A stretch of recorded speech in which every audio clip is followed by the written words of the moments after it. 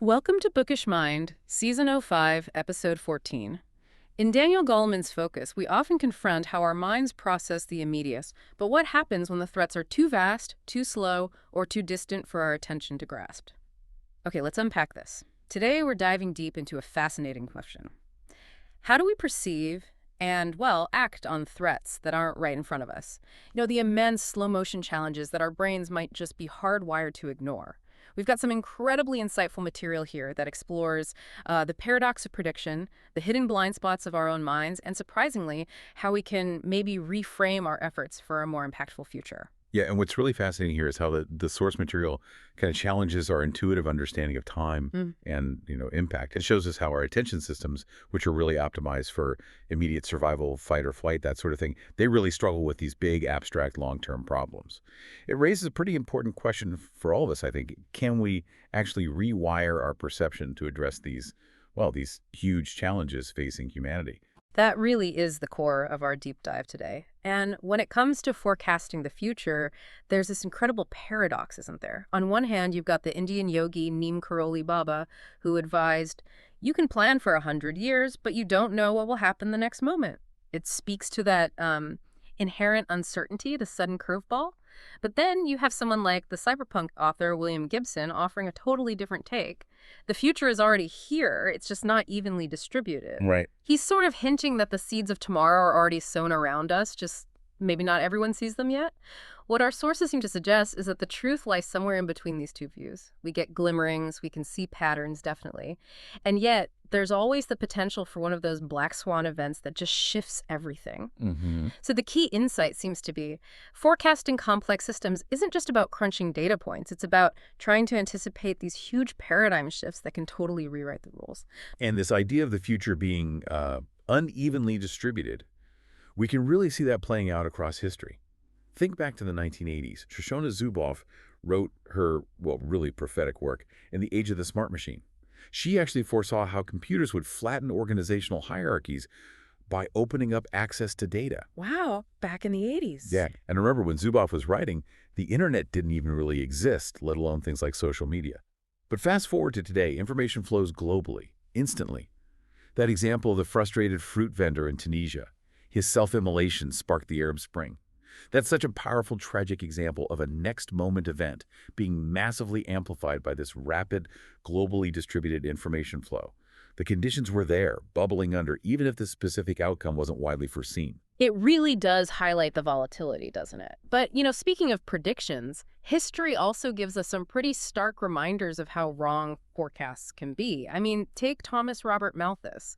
Back in 1798, he famously predicted that population growth would inevitably lead to this perpetual struggle for room and food, basically plunging humanity into squalor and famine. Pretty grim outlook. Yeah.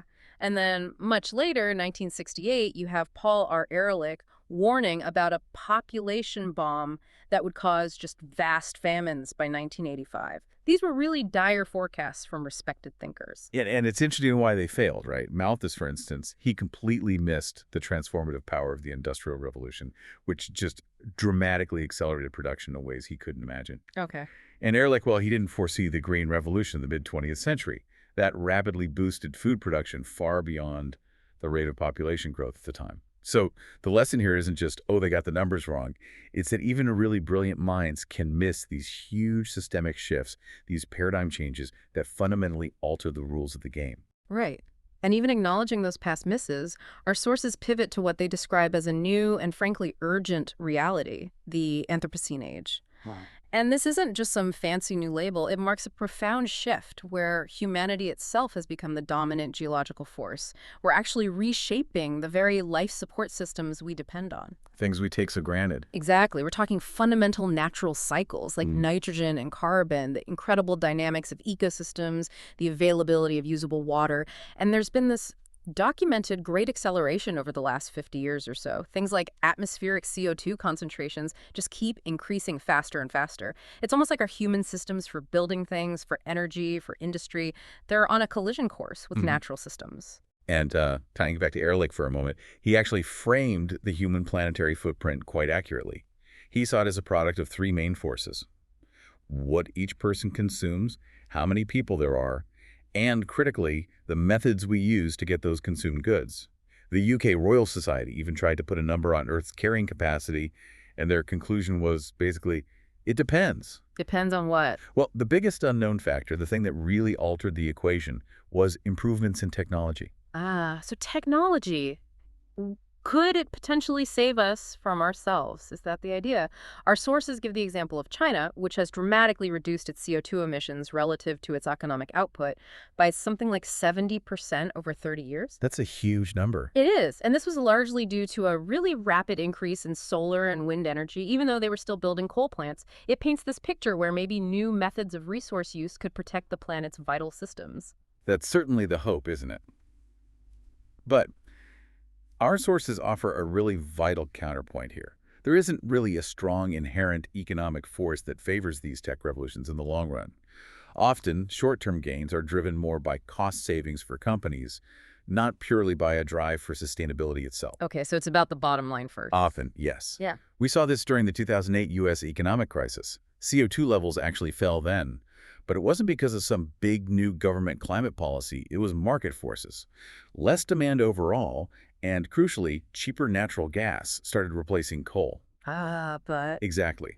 But that cheaper natural gas came largely from fracking, which, as we now know much more about, creates its own whole set of local pollution and health problems. So it's like fixing one thing breaks another. Market forces can drive change, but yeah, often with these unintended consequences or completely new problems popping up, it's definitely not a silver bullet. And a core reason why it's apparently so hard to tackle these long-term slow-motion challenges, according to our sources, comes down to something pretty fundamental, a blind spot in the human brain. Exactly, that's the phrase they use. Our brains are incredibly well-tuned for noticing immediate threats or social cues. You know, a smile, a frown, a sudden growl, a baby's cry. Things right in front of us. Things right in front of us. Direct, immediate, crucial for survival back in the day and even now. But we seem to have, and this is a quote, zero neural radar for these macro-level global threats to our life support systems, or even micro-level ones that accumulate. Zero neural radar. Yeah. They're either too vast, too spread out, or maybe too tiny and invisible for us to notice directly.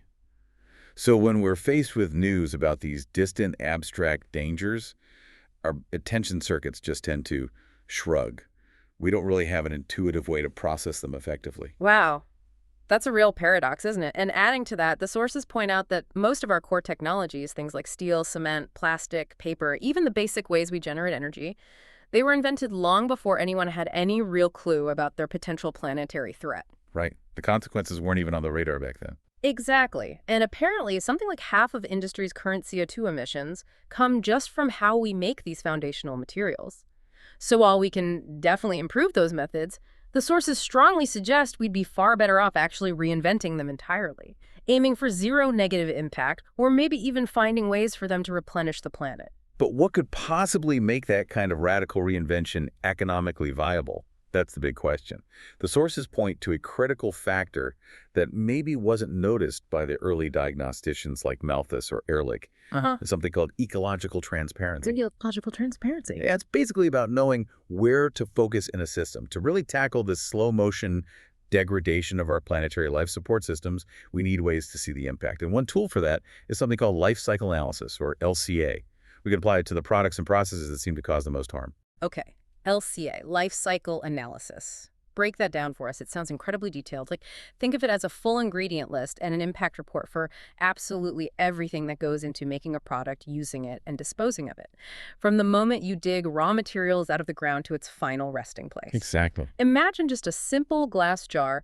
Its entire life cycle involves maybe hundreds, even thousands of intricate steps.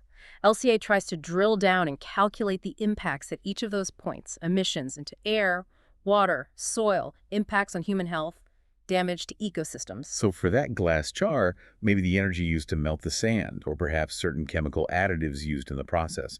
LCA would try to quantify their specific impact on, say, climate warming or local ecosystems. No, I can see a challenge here. Oh, absolutely. LCA can generate what the sources call a tsunami of information. It can be completely overwhelming, even for the most dedicated ecologists. An information system designed to cache all that life cycle data could potentially spew out millions, maybe even billions, of individual data points. Our brains just aren't built for that, are they? Not at all. We can't process that volume of raw data effectively. Right. The sources say our brains cope with extremely complex systems by using simple decision rules. Like, think about how we navigate our incredibly intricate social worlds. We use something like trust as a kind of organizing rule of thumb. It simplifies things massively. And that same principle is now being applied to LCA data. There's promising software being developed that tries to zero in on, say, the four biggest impacts 4 levels down in a product supply chain. 4 levels down, that's deep. It is. But it's essentially applying the Pareto principle, the 80-20 rule, the idea that roughly 20% of the causes often account for about 80% of the effects. So the takeaway seems to be just getting more data isn't always better. Hmm. True wisdom might lie in distilling all that complexity down into something actionable, something simple enough to grasp. It's actually a fascinating brain mechanism at play here, isn't it?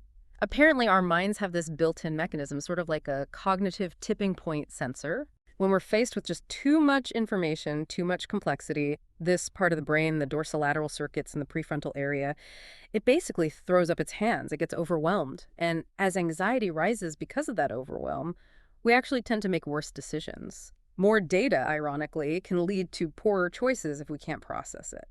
So the solution then isn't necessarily less information overall, but learning how to zero in on a manageable number of truly meaningful patterns within that data torrent. And crucially, learning to ignore the rest, the noise. Our cortical pattern detector, the part of our brain that sees patterns, seems naturally designed to simplify complexity into these usable decision rules. This capacity to recognize the signal within the noise, to know what truly matters. That's what we often call crystallized intelligence, and some might even call it wisdom. Okay, so if our brains are kind of wired to tune out overwhelming negative news, especially about these slow, distant threats, how do we flip the script? How do we actually motivate sustained action? The sources make a really strong point that just having complete transparency about our negative eco footprint, how much harm we're doing while it's well-intentioned, it often backfires. It leads to discouragement, feeling helpless, and eventually disengagement, tuning out. Right, the guilt or fear becomes paralyzing. Exactly. So the sources argue we need a different approach. We need a positive lens. And that brings us to this really interesting concept, handprinter.org. It's a website, an initiative, that encourages individuals to take the lead in environmental improvements, but from a positive angle. It uses that detailed LCA data we talked about to help you figure out your baseline carbon footprint from daily habits, cooking, travel, heating, cooling, all that stuff. But that's just the starting point. Then Handprinter focuses on all the helpful things you do. Maybe you switch to renewable energy, you start biking to work more, you turn down your thermostat a couple of degrees. It takes all those positive actions and gives you a precise metric for the good you are doing by lessening your footprint, or even helping others lessen theirs. The sum total of all these positive habits and actions yields your handprint. And the key idea, the goal, is to keep making improvements so that eventually your handprint becomes bigger than your footprint. You actually become net positive for the planet. Wow, net positive. That's a powerful framing. And you mentioned it has a social component. Yes, and this is crucial. Your handprint actually grows when you influence others, when you get other people to follow your lead and adopt the same positive changes. It's a natural fit for social media, apparently. It's already an app on Facebook.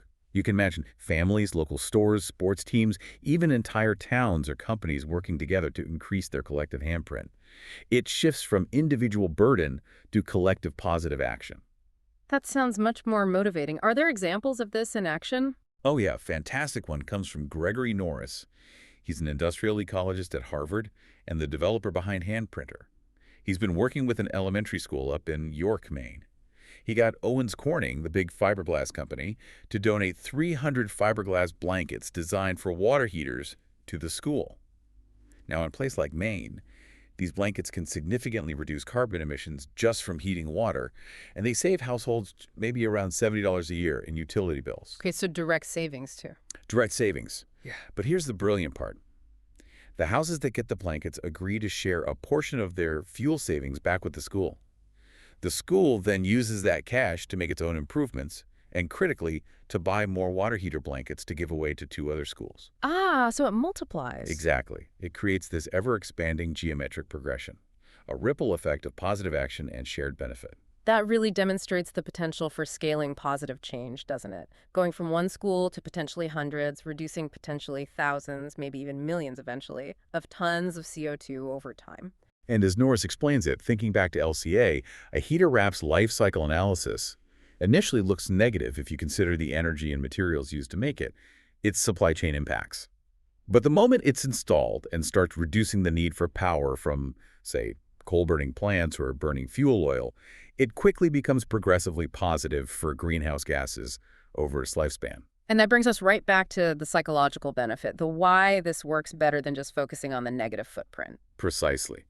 Elk Weber at Columbia, a psychologist who studies decision-making under uncertainty, observes that handprints put the positives right in the foreground and push the negatives into the background. When we're motivated by positive emotions, what we do feels more meaningful, more rewarding, and crucially, the urge to act lasts longer. Right, unlike fear. Exactly. While fear, say, about global warming might grab our attention really quickly, it often leads to just short-term action, maybe enough to make us feel slightly better, followed by disengagement, tuning out again. Think about public health campaigns, like for breast exams. Scaring women might get them to get checked once. But because fear is fundamentally a negative feeling, people often take just enough action to reduce the fear, to change their mood for the better, and then they stop engaging with the message. That makes sense. For long-term, sustained action, you really need a positive message, positive reinforcement. And that seems to be the real beauty of handprints. You can continually feel better about the good you're doing and see it grow. This idea of powerful, positive, systemic thinking, it really extends far beyond just individual actions, doesn't it? It leads us to this even broader concept the sources talk about, systems literacy. There's a great example from Will Wright, the designer of SimCity. He had this early video game called Raid on Bungling Bay. Apparently, most players would just fly around bombing everything in sight. Sounds like a typical game approach. Right. But a much smarter strategy, if you figured it out, was to realize the game actually mapped the enemy's entire supply chain. You could win much more effectively by focusing your attacks on their supply boats first, cutting off their resources. It subtly taught you to think about connections, leverage points, the whole system. And Wright's inspiration for designing these kinds of virtual worlds actually came from Jay Forrester, who was one of the founders of modern systems theory back at MIT. And while there are definitely valid concerns about the social impacts of video games sometimes, a little recognized benefit, the sources argue, is how they can teach kids and adults to learn the ground rules of an unknown reality. Games encourage players to experiment with complex systems, to poke them, see how they react, and develop an intuitive sense of the underlying algorithms or rules built into that system. Will Wright himself puts it really well. He says, trial and error, reverse engineering stuff in your mind, all the ways kids interact with games, that's the kind of thinking schools should be teaching. As the world becomes more complex, games are better at preparing you. And Peter Senge, who famously applied systems thinking to organizational learning, he echoes this. He says, kids are natural systems thinkers. He gives this great example of watching 3 6-year-olds on a playground figure out that their fights aren't random. They realize it's a feedback loop. One kid calls a name, the other's feelings get hurt, so they call a name back, leading to more hurt feelings, and boom, it builds up to a fight. They intuitively grasped the systemic dynamic. So the question becomes, why don't we embed this kind of understanding, the systems literacy, much more formally into general education, just like we teach, I don't know, basic physics or how to write an essay? Gregory Norris, the hand printer developer from Harvard's Center for Health and the Global Environment, has actually brainstormed what a curriculum for kids focusing on systems thinking in LCA might look like across different subjects. For instance, in a health or even a math class, students could calculate something called disability-adjusted life years, or DALYs. It's a powerful unit used in public health, representing a year of healthy life lost due to disease or injury. Yeah, they could use it to quantify the real human cost of things like smoggy days, caused by particulate emissions from traffic or industry. That connects directly to the huge global public health problem of outdoor air pollution, which causes millions of deaths yearly. So making the abstract impact concrete. Exactly. Then a biology class could dive into the actual mechanisms. How do these tiny particulates get into our lungs and bloodstream and lead to things like asthma, cardiovascular disease, or emphysema? Chemistry could focus on the atmospheric reactions, how gases like nitrous oxide or sulfur dioxide transform into these damaging particles. And then subjects like social policy, civics, or environmental studies could discuss how our current systems, energy, transportation, construction, actually create these health threats, and critically how those systems could be changed for the better. It feels like this kind of education would fundamentally upgrade our mental models, how we see the world working. Helping students master these kinds of cognitive maps, say for industrial ecology or public health systems, means these insights could become their default decision rules when they become adults. Yeah. For consumers, it might influence which brands they choose to buy or actively avoid based on their understanding of the impacts. For people who become decision makers in business or government, it could impact everything: investments, manufacturing processes, where they source materials from, overall business strategy, how they think about risk. Perhaps most importantly, it could inspire younger generations to pursue research and development in really innovative areas, especially things like biomimicry, learning to design processes and products that are inspired by nature's incredibly efficient and non-polluting systems. Nature inherently operates with zero negative long-term impact. So it really comes back to the idea that our current way of doing things wasn't designed with these consequences in mind. Pretty much. Virtually all of today's major industrial platforms, the chemicals we rely on, the manufacturing processes, they were largely developed in an earlier era when environmental impacts simply weren't known or frankly weren't cared about. But now that we do have tools like the LCA lens, and we're developing this capacity for systems thinking, reinventing all of that isn't just a necessity for survival. The sources frame it as a huge entrepreneurial opportunity. Yeah, and that speaks directly to that common complaint you sometimes hear from sustainability heads inside companies. But our customers just don't care enough to pay more or change brands. Right. The economic incentive isn't always there. But this kind of widespread education initiative, especially if practical, positive methods like handprints really catch on and maybe go viral, that could actually create the missing economic force. It could build the customer demand and the political will needed to compel companies to genuinely change how they do business. Because when enough people care and show they care through their choices, markets do shift. And if we connect this back to the really big picture, the idea of focus itself, when we're confronting it in truly immense, complex system like climate change or global supply chains or public health attention needs to be incredibly widely distributed. Think about it. One single set of eyes, one perspective can only see so much. A swarm, a network, grasps much, much more. The most robust entity, whether it's an ecosystem or maybe even a society, is the one that can take in the greatest amount of relevant information, understand it deeply, integrate it, and then respond nimbly and effectively. Collectively, perhaps, we can become that entity. That really brings to mind Paul Hawken's powerful idea from his book, Blessed Unrest. He argues that real, deep change doesn't usually come from single, high-profile events, like a big international climate meeting that maybe fails to reach an agreement. Mhm. He actually says that kind of top-down focus is maybe irrelevant because I don't think that's where change comes from. Instead, he asks us to imagine, say, 50,000 people at one of these gatherings, exchanging antenna and notes and cards and contacts and ideas and so forth, and then spreading back all over the world to 192 countries. A distributed network of change. Exactly. He concludes that energy and climate is a system. This is a systemic problem. That means everything we're doing, all these dispersed efforts, is part of the healing of the system, and that there is no Archimedean point, no single magic lever in the system where we're either failing or if we just pull harder right here, we're going to succeed. It's about the collective effort. So maybe the real focus we need, drawing from Goleman but applying it to these huge challenges, isn't just on what's immediately in front of us, our individual tasks. Perhaps it's also about learning to see and value those invisible threads connecting us all, connecting our actions to the larger systems, and then finding our unique part to play in that collective healing of the system. Mhm. It leaves you thinking, what actions, big or small, will you take this week, this year, to start growing your own handprint? That was a truly enlightening deep dive. Thank you so much for joining us.